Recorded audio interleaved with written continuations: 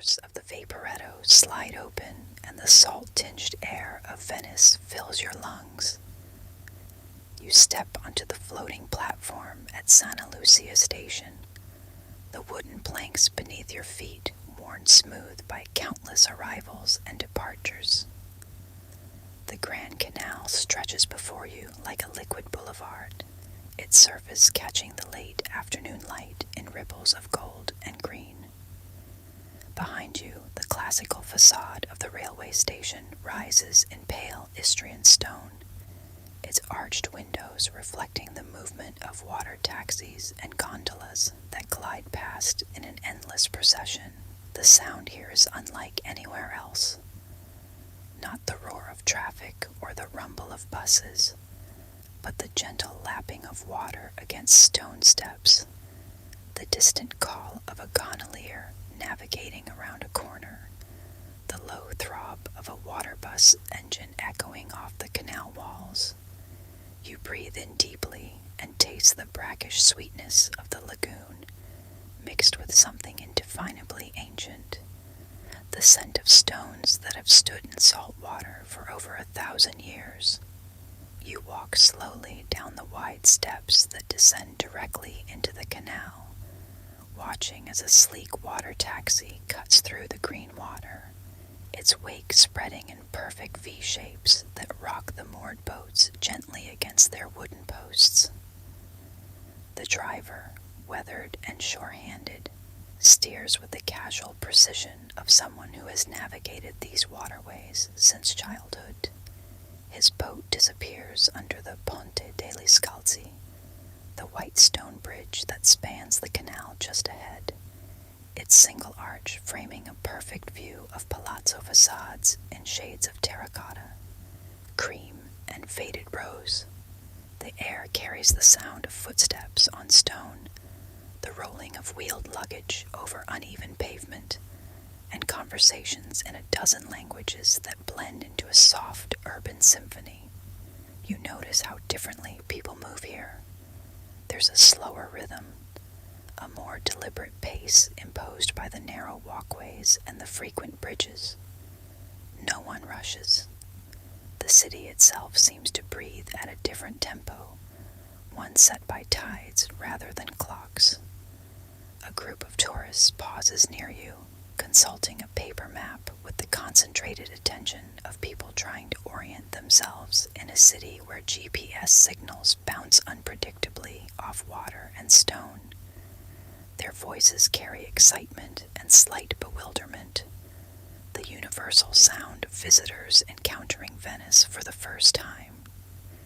You watch as they trace routes with their fingers, following the blue lines of canals and the thin black threads of walkways that connect one island to another in an intricate web. The late sun slants through the space between buildings, casting long shadows across the fondamenta, the broad walkway that runs alongside the canal. The light here has a particular quality, softened by its reflection off water, bouncing between building facades until it becomes something almost tangible, something you could cup in your hands. It illuminates the details that make Venice extraordinary, the carved stone heads that peer down from palazzo windows, the iron balconies with their delicate scrollwork, the way the water line has stained the building foundations in a dark band that tells the story of centuries of tides. You begin to walk along the fondamenta degli Scalzi, your footsteps joining the quiet percussion of other pedestrians. The walkway is paved with trachyte stone, its gray surface polished by millions of footsteps and worn into gentle undulations that follow the natural settling of the buildings. Each step connects you to the countless others who have walked this same path. Merchants carrying goods from distant lands, pilgrims heading to holy sites, artists seeking inspiration in the play of light on water. The buildings that line the canal rise directly from the water, with no transition, no embankment or buffer zone. Their foundations disappear into the green depths, supported by thousands of wooden piles driven deep into the lagoon floor centuries ago. The architecture speaks of wealth accumulated over generations. Elaborate Gothic windows with their characteristic pointed arches. Byzantine details that hint at Venice's eastern connections. Renaissance additions that layer history upon history in stone and brick. As you walk, the city reveals itself in glimpses and fragments.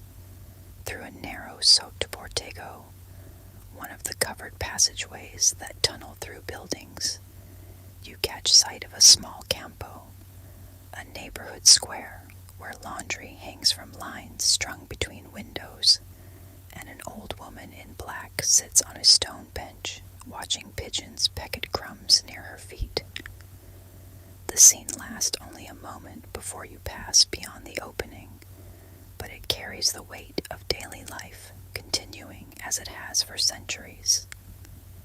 The sound of your footsteps changes as you cross a small bridge, the hollow ring of stone giving way to a slightly different tone as you move from one island to another.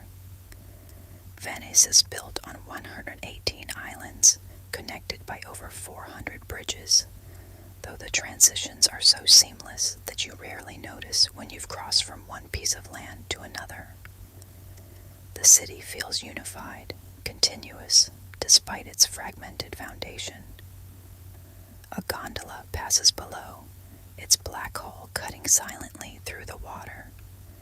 The gondolier stands at the stern, his single oar moving in the fluid, practiced motion that propels the boat forward with surprising grace. He wears the traditional striped shirt and dark pants, his movements economical and precise. The passengers, a couple from somewhere far away, judging by their careful attention to everything around them, sit in the felze, the small cabin, their heads turning constantly to take in the passing palazzos. Their gondolier points to something with his oar, speaking in accented English about the history of a particular building, his voice carrying clearly across the water. The afternoon light begins to shift, becoming warmer and more golden as it angles lower between the buildings. This is the hour when Venice becomes most magical, when the harsh edges of midday tourism soften into something more intimate and mysterious. The water in the canal deepens in color, reflecting not just the sky, but the warm tones of the building facades, creating a liquid mirror that doubles the city's beauty. You pause at a small bridge to watch the water traffic below. Venice moves to the rhythm of boats, the scheduled precision of the vaporetti, the elegant glide of gondolas, the purposeful efficiency of delivery boats bringing supplies to restaurants and shops. There are no cars here, no trucks or motorcycles. Everything that needs to move through the city must travel by water or on foot, creating a different relationship between people and their environment. The air grows cooler as the sun begins its descent toward the horizon. You pull your jacket closer and continue walking, following the fondamenta as it curves with the natural shape of the canal. Each turn reveals new perspectives, new combinations of light and shadow, water and stone. This is a city that rewards wandering, that reveals its secrets slowly to those willing to walk without destination, to let themselves be guided by curiosity rather than maps. The narrow call opens suddenly into the bustling energy of the Rialto Market area, and you find yourself swept into a different rhythm of Venetian life. Here, away from the tourist thoroughfares, the city shows its working face. Vendors call out in rapid Venetian dialect, their voices carrying the particular cadence of people who have been selling fish and vegetables in this same spot for generations. The the morning's catch lies on beds of crushed ice. Silvery branzino, ruby red mullet, and squid with their tentacles curled like question marks. The ice crystals glisten under the market's lights, and the air carries the clean, briny scent of the Adriatic, mixed with the earthier aromas of fresh vegetables and herbs. You move slowly through the narrow aisles between the stalls, your senses overwhelmed by the abundance. Pyramids of San Marzano tomatoes glow like jewels under the vendors' lights, their skins taut and glossy. Bundles of herbs, basil, parsley, rosemary, release their fragrances into the air each time someone brushes past. An elderly woman with silver hair twisted into a neat bun examines eggplants with the practiced eye of someone who has been cooking for 70 years, pressing gently with her thumb to test their firmness, holding them up to the light to check their color. The fishmonger's stall draws your attention with its theatrical display. Whole branzino are arranged in neat rows, their scales catching the light like chainmail. Mussels cluster in dark, glistening mounds, and clams rest in shallow baskets, occasionally opening to reveal their pale interiors before snapping shut again. The vendor, a man in his 50s with forearms thick from years of hauling nets, moves with the efficiency of someone who knows his trade completely. He fillets a fish with quick, precise cuts, the blade sliding along the bone with barely a whisper, separating flesh from skeleton in one fluid motion. The sound here is a symphony of commerce, the rapid patter of dialect as customers negotiate prices, the thud of fish being cleaned on wooden cutting boards, the rustle of paper as purchases are wrapped, the clink of coins changing hands. Underneath it all is the ever-present sound of water lapping against the market's foundations, a reminder that this commerce has been sustained by the lagoon for over 1,000 years. You pause to watch a transaction unfold between a young chef and a vegetable vendor. The chef examines bundles of radicchio di Treviso, their leaves purple and white striped like abstract paintings.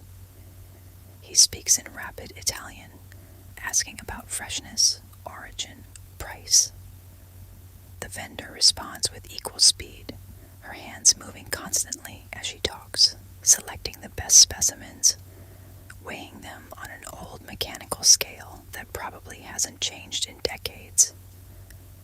There's a ritual quality to their interaction, a dance of commerce that has been performed in this market since the Middle Ages.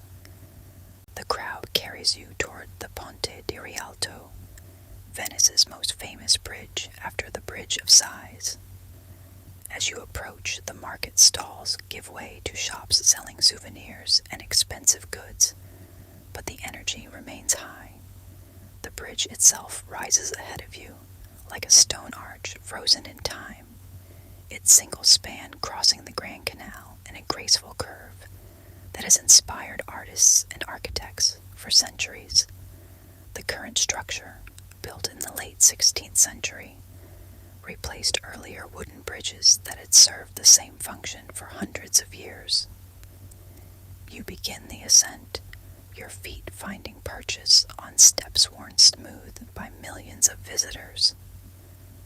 The bridge is lined with shops on both sides, their windows displaying Venetian glass, handmade masks, and jewelry that catches the light like captured rainbows. The narrow walkway between the shops creates an intimate tunnel that frames views of the canal at both ends, turning the act of crossing into a theatrical experience. Halfway across, you pause at one of the openings in the bridge's sides, where the stone balustrade provides a perfect viewing platform for the Grand Canal. The view from here has been photographed countless times, painted by masters, described in guidebooks and love letters, but experiencing it directly still takes your breath away. The canal stretches in both directions, like a liquid highway, its surface busy with water traffic, moving in both directions with surprising order and grace. To your left, the canal curves toward the San Marco, disappearing around a bend lined with palazzo facades that seem to float on the water's surface. To your right, it continues toward the railway station, passing under other bridges that create perfect frames for the architectural symphony beyond. Each palazzo tells a story through its facade. Gothic windows speak of medieval wealth. Renaissance additions reveal later prosperity. Baroque decorations hint at the tastes of different centuries, layered one upon another. The water below reflects everything: sky, buildings, boats, creating a doubled world that shifts and changes with every passing wake.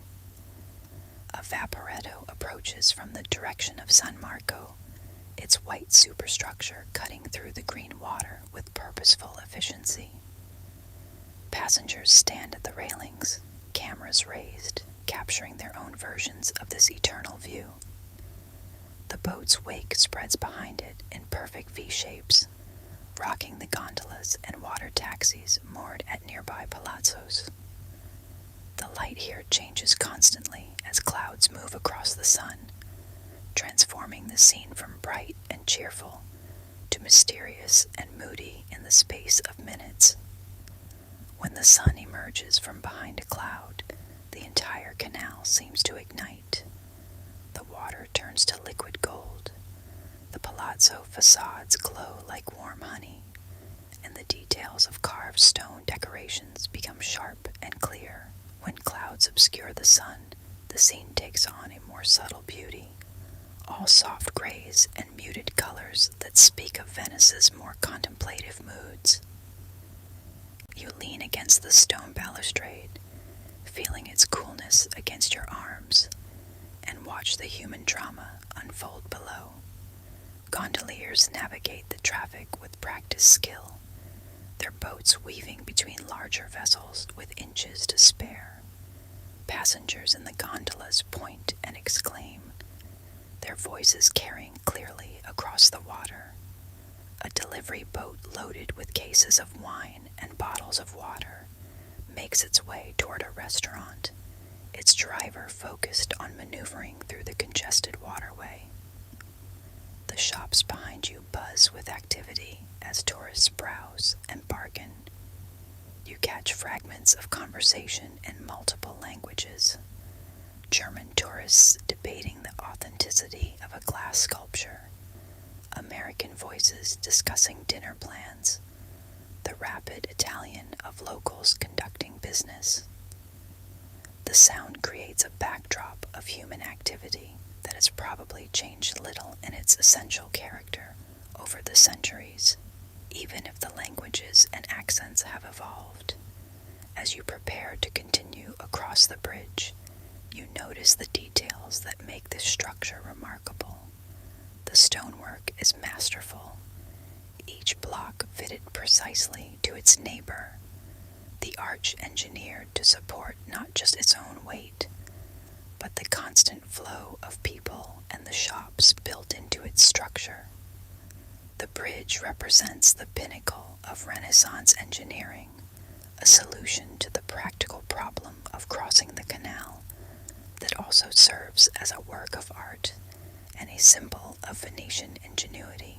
The descent on the far side brings you into a different neighborhood where the tourist density decreases and the pace slows. Here, the narrow galley wind between buildings in seemingly random patterns, following the natural contours of the islands and the practical needs of centuries of residents. This is the Venice where people actually live and work, where neighborhood life continues much as it has for generations, sustained by the same lagoon that supports the more famous attractions. The narrow calle opens into Campo San Polo, one of Venice's largest squares, and you step from the compressed intimacy of the alleyways into a space that feels almost expansive by Venetian standards. The Campo spreads before you like a stone stage set for the daily performance of neighborhood life, its irregular shape following the natural contours of the island rather than any geometric plan. The pavement beneath your feet is made of trachyte stone, worn into gentle undulations by centuries of footsteps, markets, festivals, and the simple passage of daily life. Children's voices echo off the surrounding palazzo walls as a small group plays an improvised game of soccer, using backpacks as goalposts and demonstrating the particular skill Venetian children develop in adapting sports to spaces never designed for them. Their ball bounces off ancient stone with a hollow sound that mingles with their laughter and the gentle scolding of a grandmother who worries about windows. The children move with the unconscious grace of those who have learned to navigate narrow spaces and uneven surfaces since they could walk. You settle onto one of the stone benches that line the Campo's perimeter, feeling the coolness of the stone seep through your clothing. From here, you can observe the subtle rhythms that govern life in this floating city.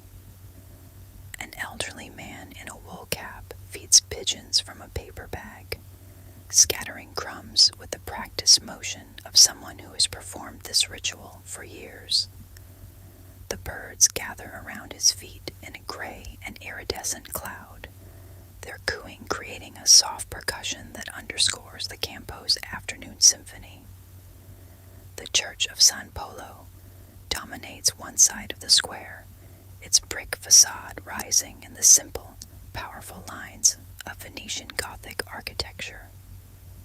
The building has stood here since the 9th century, though its current form reflects centuries of additions and modifications.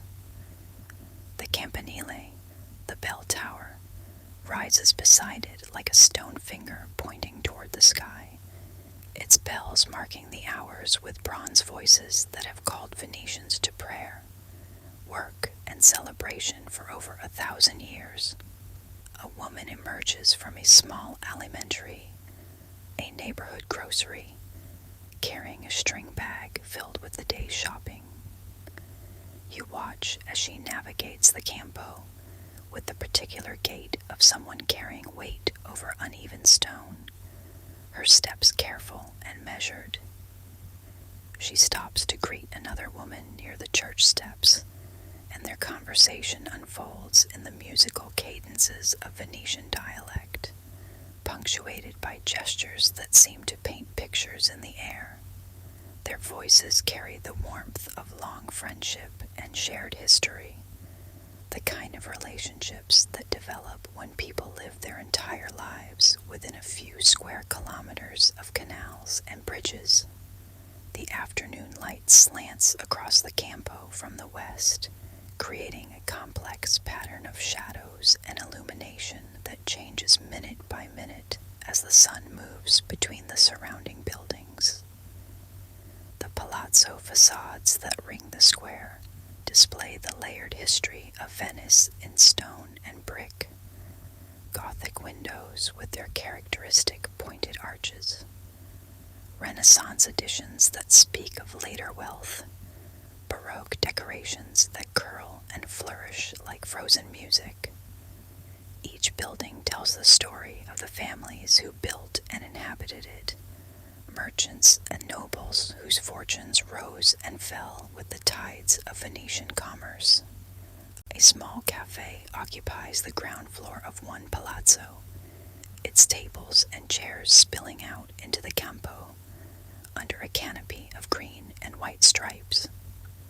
The owner, a man in his 60s with silver hair and the relaxed demeanor of someone who has found his place in the world, moves between tables with unhurried efficiency. He knows his customers by name and their preferences by heart. Espresso for the businessman who stops twice daily, cappuccino and cornetto for the young mother who brings her toddler here most mornings, prosecco for the group of friends who gather each evening to discuss the day's events. You decide to join the cafe's afternoon clientele and approach the bar inside. The interior is small and warm, with walls lined in dark wood and a display case filled with pastries and small sandwiches. The espresso machine hisses and steams, filling the air with the rich aroma of coffee beans roasted that morning in a shop just 2 bridges away. You order a spritz aperol, the quintessential Venetian aperitif, and watch as the bartender prepares it with the ritual precision of someone who has made thousands of these drinks. The spritz arrives in a wine glass, its orange color bright as a sunset, garnished with a slice of orange and a few olives. The first sip brings the bittersweet taste of aperol, mixed with prosecco and a splash of soda water, the bubbles dancing on your tongue while the alcohol provides a gentle warmth that spreads through your chest. This is the drink of Venetian evenings, the liquid punctuation mark that separates the working day from the social night.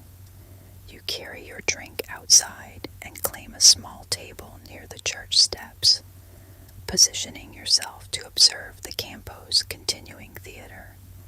The light continues to change as the sun moves lower, casting longer shadows and warming the stone facades to shades of gold and rose. The children have abandoned their soccer game and disappeared into the narrow calle that lead to their homes, probably called by mothers preparing dinner. Their absence leaves the Campo quieter, more contemplative, ready for the different rhythms of evening. A couple emerges from one of the calli, walking hand in hand with the slow, appreciative pace of people discovering Venice together. They pause in the center of the Campo, turning slowly to take in the architecture, the light, the particular magic of finding themselves in a place that seems removed from the ordinary world. The woman points to details in the church facade, while the man consults a guidebook, trying to match what they see with historical descriptions. Their voices carry the excitement of shared discovery, the pleasure of experiencing something beautiful together. The church bells begin to chime the hour, 6 o'clock, and their bronze voices roll across the Campo and beyond, carried by the still air to other neighborhoods, other Campos, other lives unfolding in the labyrinth of Venice. The sound is both announcement and invitation, marking time while also transcending it, connecting this moment to centuries of identical moments when these same bells called to previous generations of Venetians. As the bells fade, other sounds emerge to fill the acoustic space they leave behind. Footsteps on stone as people make their way home from work or out for the evening's socializing. The distant sound of a boat engine echoing off canal walls. Conversations in Italian, punctuated by laughter and the clink of glasses from other cafe tables. The soft cooing of pigeons settling into their roosts in the church eaves. All of these sounds weave together into the particular music of Venetian evening, a symphony played in a minor key that speaks of age, beauty, and the passage of time. Your spritz grows lighter as the ice melts, diluting the orange color, but somehow concentrating the flavor, making each sip a slightly different experience. This is part of the drink's charm. It evolves as you consume it, changing character, like the light on the Campos' facades, or the patterns of shadow and illumination that shift across the stone pavement. You find yourself drinking more slowly, not wanting to finish, wanting to extend this moment of sitting in a Venetian square as the day transitions toward night. The narrow calle gradually widen as you make your way toward the southern edge of the Dorsoduro district, and suddenly you emerge onto the Fondamenta delle Zattere, where Venice opens up to embrace the wide waters of the Giudecca Canal. The contrast is breathtaking. After the intimate, enclosed world of the city's interior, you find yourself on a broad promenade that stretches along the waterfront like an elegant drawing room facing the lagoon. The evening air carries a different quality here, fresher and more open, touched by breezes that have traveled across miles of water. The sun hangs lower now, painting the sky in gradual shades of gold and rose that reflect on the canal surface like spilled paint. Across the water, the island of Giudecca lies low and peaceful, its buildings creating a gentle skyline that serves as a perfect counterpoint to the more dramatic architecture of the main city. The Church of the Redentore dominates Giudecca's profile, its dome and classical facade designed by Palladio, rising with serene authority above the surrounding structures. You walk slowly along the Fondamenta, your footsteps joining those of other evening strollers who have discovered this perfect vantage point for watching the day transform into night. The promenade is wide enough to accommodate everyone comfortably. Couples walking arm in arm, families with children who run ahead and then circle back, elderly Venetians who have probably taken this same walk thousands of times but still find pleasure in the view. The water laps gently against these stone steps that descend directly into the canal, creating a rhythm that seems to match your heartbeat. Occasionally, a water taxi passes, its wake spreading in perfect V-shapes that rock the moored boats and send small waves against the Fondamenta's edge. The sound is hypnotic, the soft splash of water against stone, repeated endlessly, a liquid metronome that has been keeping time for centuries. Gelato shops and small restaurants line the inland side of the promenade, their lights beginning to glow warmly as the natural light fades. The aroma of dinner preparations drifts from kitchen windows, garlic sautéing in olive oil, fresh fish being grilled, herbs being chopped for sauces that will complement the evening's catch. Your stomach responds to these scents, reminding you that the day's walking has built an appetite that deserves attention. You choose a small osteria with tables set directly on the Fondamenta, close enough to the water that you can hear every sound the canal makes. The proprietor, a woman with gray hair pulled back in a practical bun, and the confident manner of someone who has been feeding people well for decades, greets you with a smile that reaches her eyes. She speaks in accented English, explaining the evening's specials with genuine enthusiasm. Risotto al nero di seppia, made with squid ink that turns the rice as black as the gondolas. Branzino caught this morning in the northern lagoon. Vegetables from the Rialto Market that were growing in gardens on the mainland yesterday. The table she leads you to sits at the very edge of the Fondamenta, so close to the water that you can see the canal surface clearly in the light from the restaurant's lanterns. The tablecloth is simple white linen, slightly rumpled in the way that suggests it has been used and washed and used again countless times. A small vase holds a single white flower, probably picked from a hidden garden in one of the city's secret courtyards. You order the risotto and a glass of Soave, a white wine from the Veneto region that the proprietor promises will complement the subtle flavors of the squid ink. While you wait, you watch the evening unfold around you. Other diners arrive and are seated at nearby tables, their conversations creating a gentle murmur that blends with the sound of the water. Most speak Italian, but you catch fragments of other languages.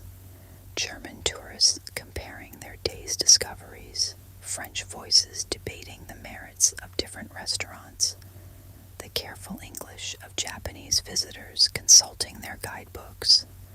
The wine arrives first, pale gold in a simple glass that feels perfectly balanced in your hand. The first sip brings the taste of Veneto hillsides, crisp and clean with hints of fruit and flowers, a wine that seems designed to accompany seafood and sunset views. The alcohol provides a gentle warmth that spreads through your chest and seems to enhance the beauty of everything around you. The way the light reflects on the water, the graceful lines of the buildings across the canal, the animated faces of your fellow diners. When the risotto arrives, it's a revelation. The rice is cooked to perfect al dente texture, each grain distinct yet part of the whole, colored deep black by the squid ink, but tasting of the sea rather than the darkness.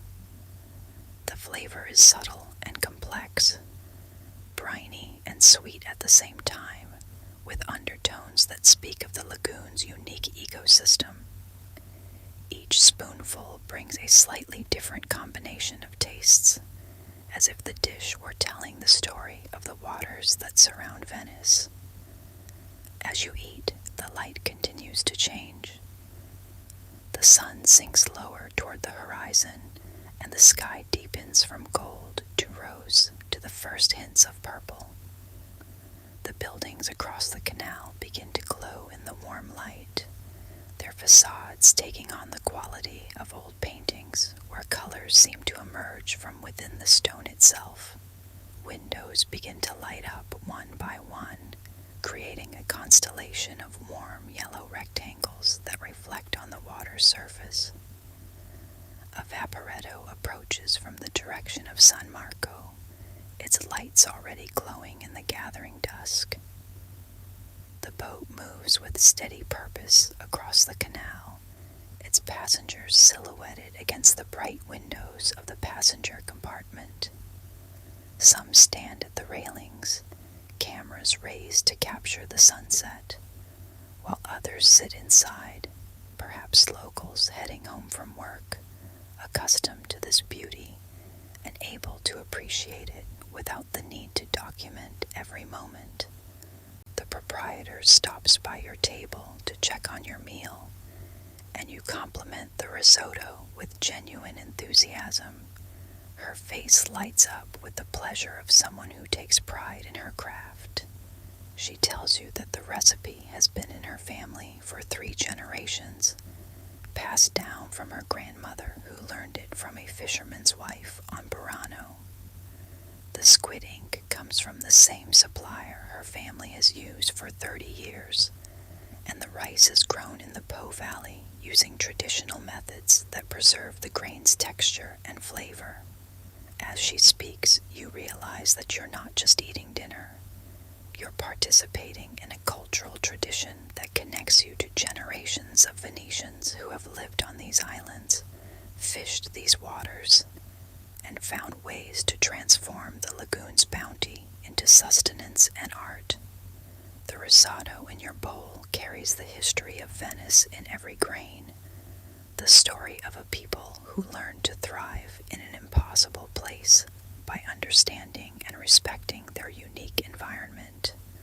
The sky continues to deepen, and the first stars begin to appear in the darkening blue above.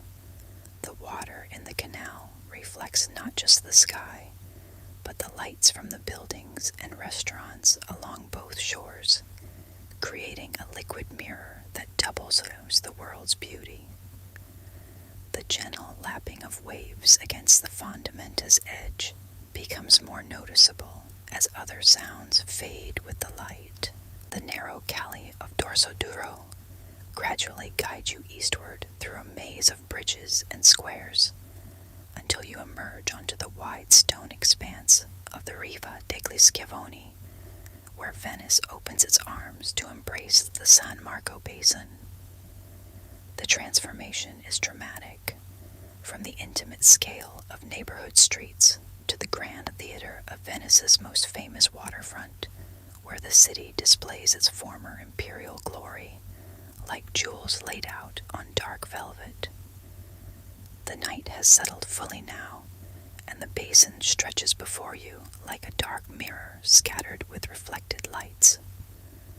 Across the water, the island of San Giorgio Maggiore floats in the darkness, its church designed by Palladio, rising with classical perfection, its dome and campanile illuminated against the star-scattered sky. The building seems to glow from within, its white stone facades catching and reflecting the artificial lights that have replaced the sun's warmth.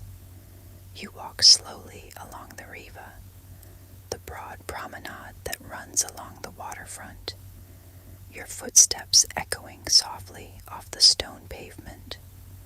The walkway is wide enough to accommodate the evening's parade of visitors and locals, all drawn by the magnetic beauty of Venice at night. Street lamps cast pools of warm yellow light at regular intervals, creating a rhythm of illumination and shadow that guides your path along the water's edge. To your left, the Doge's palace rises in Gothic splendor, its pink and white facade a masterpiece of Venetian architecture that seems almost too beautiful to be real. The building's arched colonnade creates a rhythm of light and shadow at ground level, while the upper floors display the intricate stonework that speaks of the wealth and power of the former Venetian Republic. Night lighting transforms the palace into something even more magical than it appears during the day, emphasizing the delicate tracery of the windows and the elegant proportions that have inspired architects for centuries. The sound here is different from the intimate neighborhoods you've walked through earlier. The basin is large enough that sounds carry differently. Voices seem to float on the night air. The lapping of water against the Riva's edge creates a broader, more oceanic rhythm, and the occasional passage of a water taxi sends echoes bouncing off the surrounding buildings in complex patterns. It's the acoustic signature of a grand space designed to impress and inspire. You pause at one of the stone benches that face the water, settling into a position that allows you to take in the full panorama of the basin. The view from here has been admired by countless visitors over the centuries, merchants arriving with goods from distant lands, diplomats coming to negotiate with the serene Republic, artists seeking inspiration in the interplay of architecture and water. Tonight, you join this long tradition of people who have found themselves moved by the beauty of this particular place. The water in the basin moves differently than in the narrower canals. Here, you can see actual waves, small but distinct, that catch the light from the surrounding buildings and break it into thousands of dancing fragments. The surface seems alive with movement and reflection, constantly changing as boats pass and breezes disturb the water's surface. It's like watching a vast, dark canvas that repaints itself continuously with light and shadow. A gondola glides past, moving silently through the water like a dark dream. The gondolier stands at his traditional position at the stern, his oar moving in the fluid, practiced motion that propels the boat forward without disturbing the night's tranquility. His passengers, a couple celebrating something special, judging by their formal dress and the champagne bottle visible in an ice bucket, sit close together in the boat's center, their voices carrying softly across the water as they point out details of the illuminated buildings. The Campanile di San Marco dominates the skyline to your right, its brick tower rising nearly 100 meters into the night sky. The structure seems both ancient and eternal, a vertical exclamation point that has marked this spot for over 1,000 years. The current tower, rebuilt after its dramatic collapse in 1902, maintains the proportions and appearance of its predecessor, while incorporating modern engineering that ensures its stability for centuries to come. Behind you, the Basilica di San Marco glows with warm light that emphasizes the Byzantine complexity of its facade. The building represents the meeting point of East and West, its domes and mosaics speaking of Venice's historic connections to Constantinople and the broader Mediterranean world. Even in the darkness, you can sense the richness of decoration that covers every surface. The golden mosaics that tell biblical stories, the marble columns taken from ancient buildings, the bronze horses that once graced the Hippodrome in Constantinople. A water bus approaches from the direction of the Lido, its lights reflecting on the dark water as it makes its way toward the San Zaccaria stop. The boat moves with the steady rhythm of public transportation, its schedule as regular and reliable as any city bus. Despite the unique challenges of navigating in a city built on water, passengers wait at the floating dock, their figures silhouetted against the lighted waiting area, some checking their phones, others simply enjoying the night air and the view. The air carries scents that speak of Venice's unique character. The salt tang of the lagoon mixed with aromas from nearby restaurants where late dinners are being served. The faint sweetness of flowers from hidden gardens, and something indefinably ancient that might be the smell of stones that have stood in salt water for over a millennium. You breathe deeply, trying to memorize this particular combination of scents that exists nowhere else in the world. As you sit and watch, the city's night rhythms become apparent. The tourist crowds thin out as the evening progresses, replaced by locals who emerge for their evening passeggiata. The traditional Italian evening stroll that serves as both exercise and social activity. Couples walk hand in hand, families with children who seem wide awake despite the late hour, groups of friends heading to bars and restaurants for late-night socializing. The lights reflected in the basin create a second city on the water's surface, a mirror image that wavers and shifts with every movement of the waves. Sometimes the reflection is so clear that it's difficult to tell where the real buildings end and their watery doubles begin. Other times, the passage of a boat or a gust of wind breaks the reflection into abstract patterns of light and color that dance on the water's surface like living art. You close your eyes and listen to the night sounds of Venice. The gentle lapping of water against stone, the distant sound of laughter from a restaurant terrace, the soft thrum of a boat engine echoing off building facades, the occasional splash of an oar dipping into water. These sounds weave together into a symphony that has been playing for centuries, the acoustic signature of a city that exists in harmony with the sea that surrounds and sustains it. When you open your eyes again, the scene seems even more beautiful, as if the brief darkness has reset your vision and allowed you to see the play of light and shadow with fresh appreciation. The illuminated facades across the basin seem to glow with inner fire. The water reflects the lights like scattered stars, and the entire scene takes on the quality of a dream, or a painting by one of the masters who found inspiration in these same views.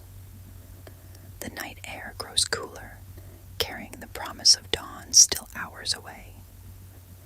You pull your jacket closer and settle more comfortably on the stone bench, reluctant to leave this perfect vantage point.